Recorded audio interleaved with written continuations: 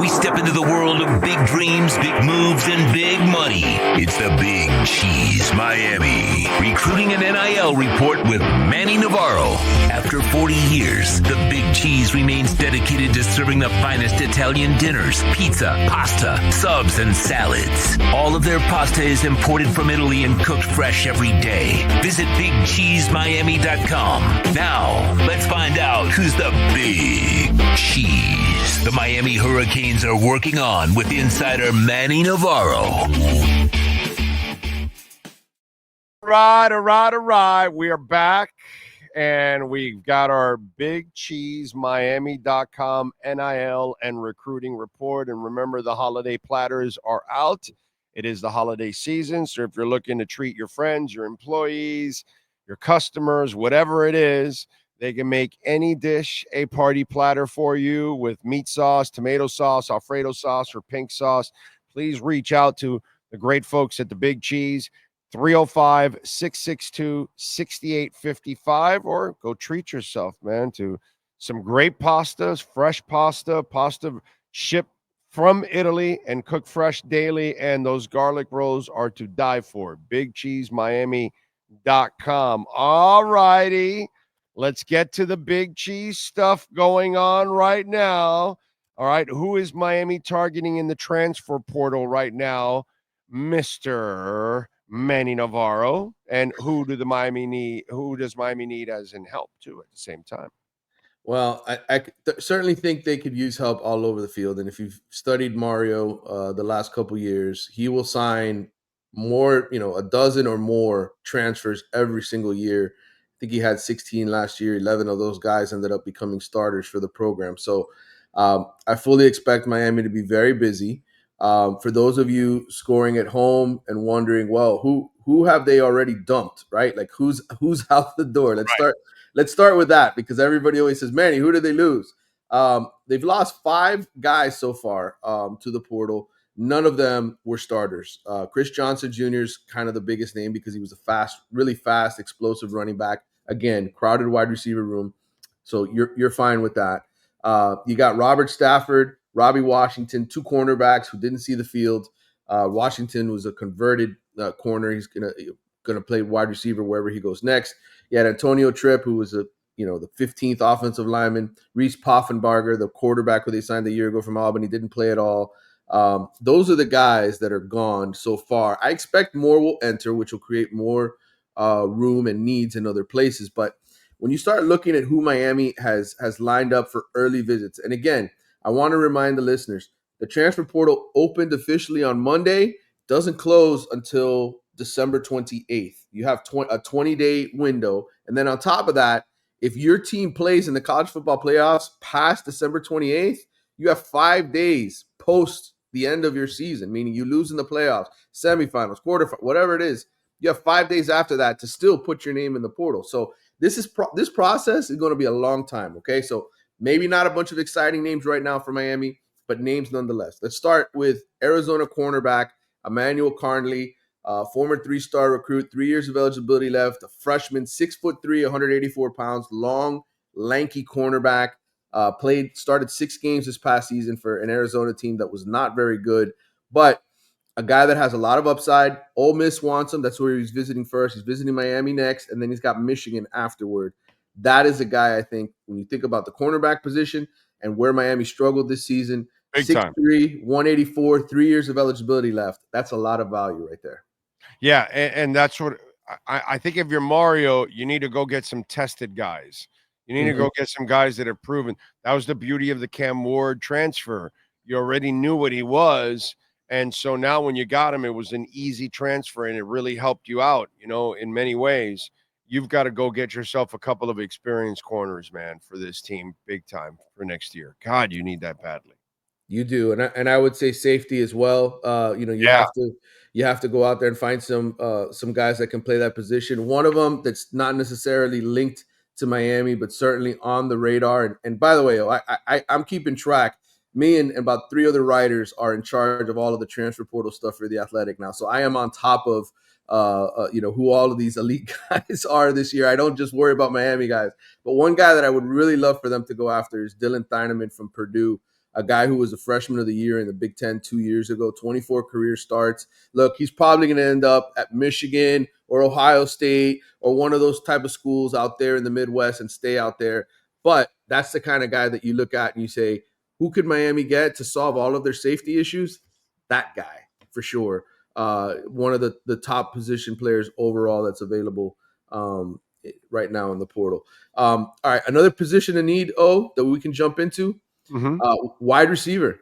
Think about it. You're losing Jacoby George. You're losing Xavier Restrepo. You're going to have a bunch of young guys at that position.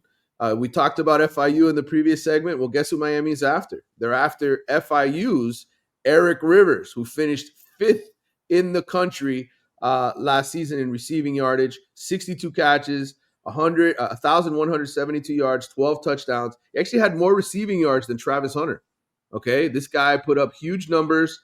Virginia, Nebraska are also interested in. He's only 5'11", 175 pounds, but slot receiver, guy that who could potentially go in and replace an Xavier Restrepo. You could put him on the outside, let him be explosive as well. So a guy that I think Miami is interested in signing. Again, there could be bigger names that pop into the portal after the playoffs, but right now, you talk about production, about a guy who's proven it, did it at a high level, even at FIU.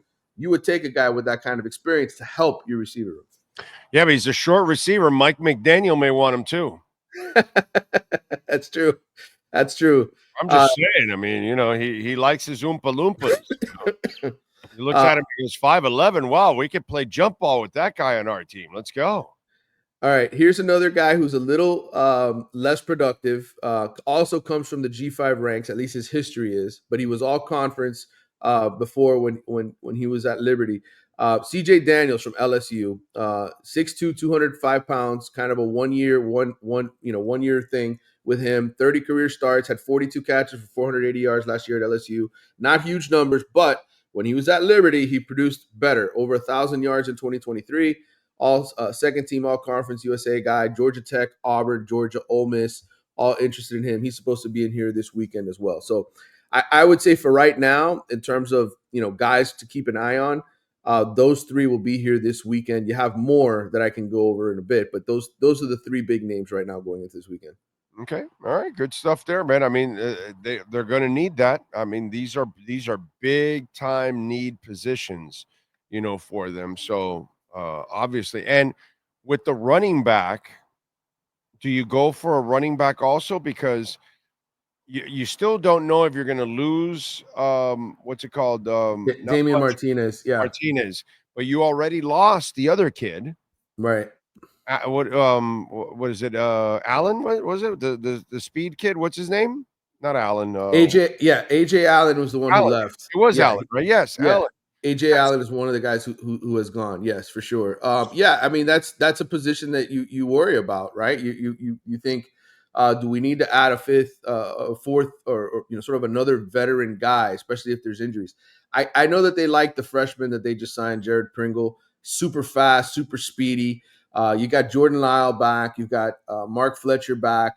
You have other guys on this roster that can produce. Okay. So I'm not as worried about. I don't think that position is as worrisome because you've got two absolute studs. I think that are NFL type guys in Lyle and Fletcher. Like I said, Chris Johnson is gone. You also have Chris Wheatley-Humphrey, who's another speed guy. Another. I only worry if you lose Martinez. That's it, because then Fletcher's had an injury, and then so just in case you want that. God, it was such a luxury this year that every time they handed it off, it was 3 studs, dude.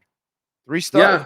No, listen, you want to have that kind of depth, and you had AJ Allen on top of that, right? You had another guy in case something happened that you could turn to. So, yeah, I think there will be guys. Again, this thing is gonna be several weeks, man. There are gonna be good players who hop in the weeks ahead. So for the Miami fans that are like anxious, hey, they didn't sign anybody yet, or hey, they haven't got.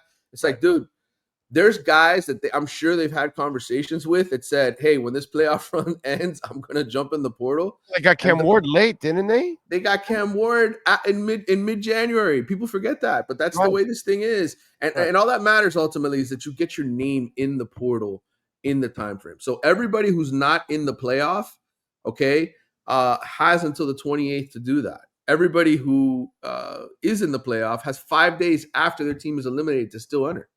Yeah, because if I remember correctly, we were panicking about the quarterback position for Yep. a while. And it was like, oh my God, they don't have a quarterback. They don't have a quarterback. And then all of a sudden they got Cam Ward. And it was like, oh shit.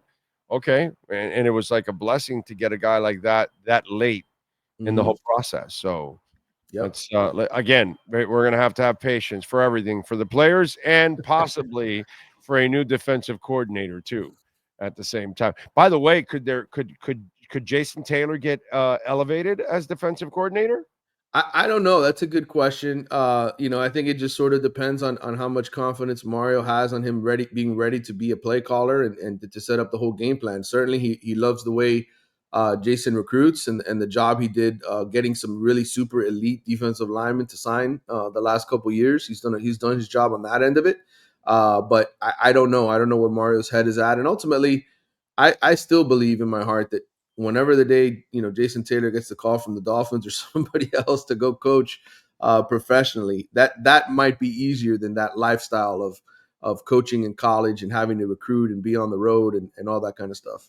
I normally would have disagreed with you, but because of the way college football is now, I think a lot of guys are saying, "No, you know what? I'll deal with these pro athletes." Yeah, Yep. instead of just chasing these kids around who are not going to be happy one week and happy the next week and really pissed off the week after that, and then they want to transfer all the time. Yeah, it's got to be it's demoralizing as an adult having to kiss a kid's ass. Put it that way. Well, I know the thing that's really changed the rule is how many times you can transfer now, and the fact that you don't have to sit out. I mean, I just wrote a story this week about a quarterback who's looking for his fifth school in 6 years. I mean, it's pretty ridiculous. But when you get to the point where you're on your fifth school, Right. it kind of makes a mockery of the whole process. And so I just think people don't understand that. I think that all of these changes in college football, a lot of casual sports fans are like, oh, NIL, what is that? Or oh, what is the portal? And it's like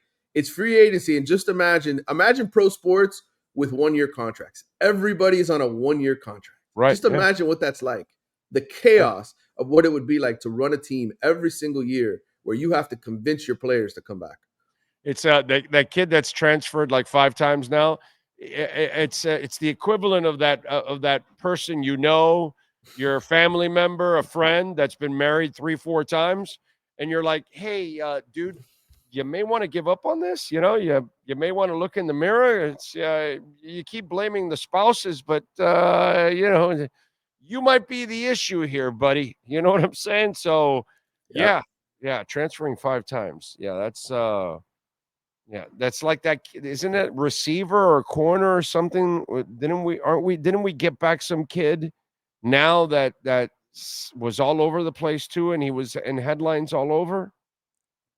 Wasn't there a guy like that? Is some malcontent that he It's ended back here? ended up, Arizona, Florida, here, or something like that? You know who I'm talking about? no, not off the top of my head. I'm trying to.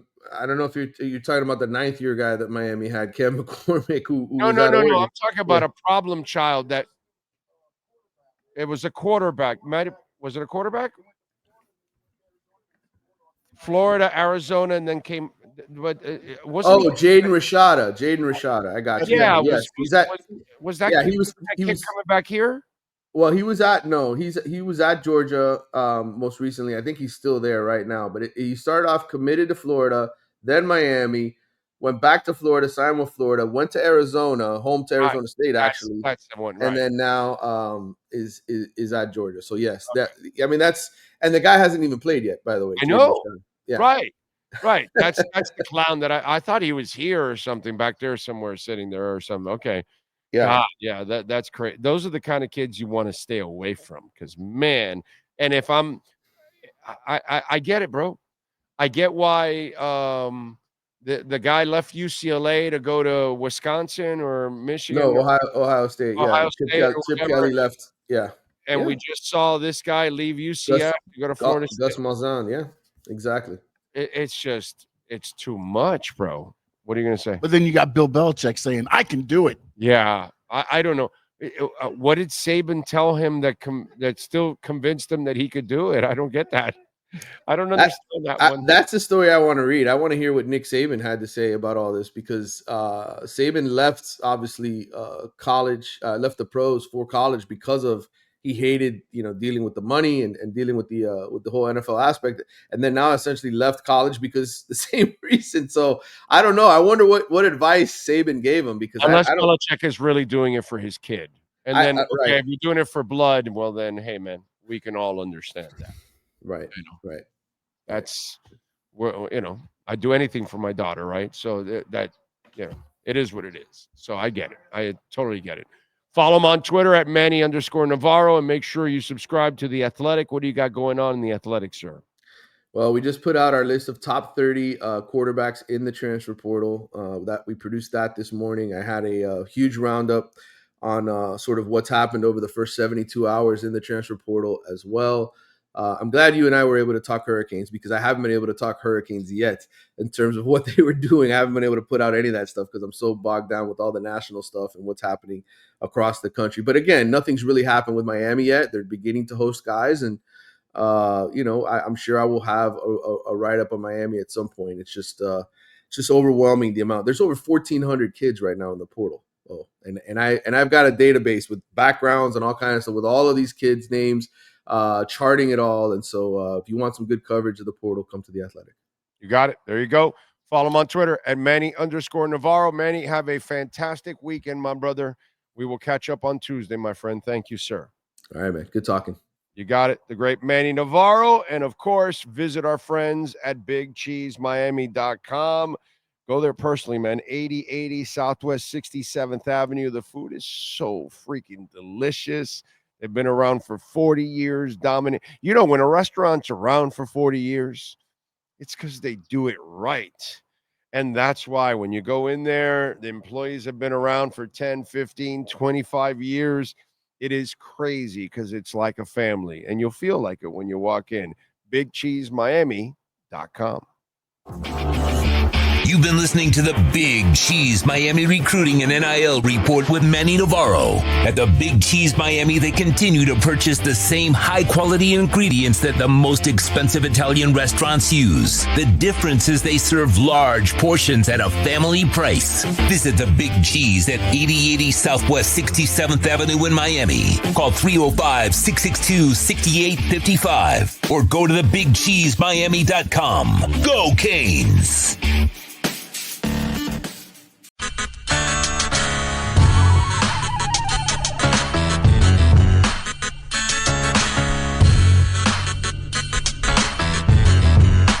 This is the Big O Show.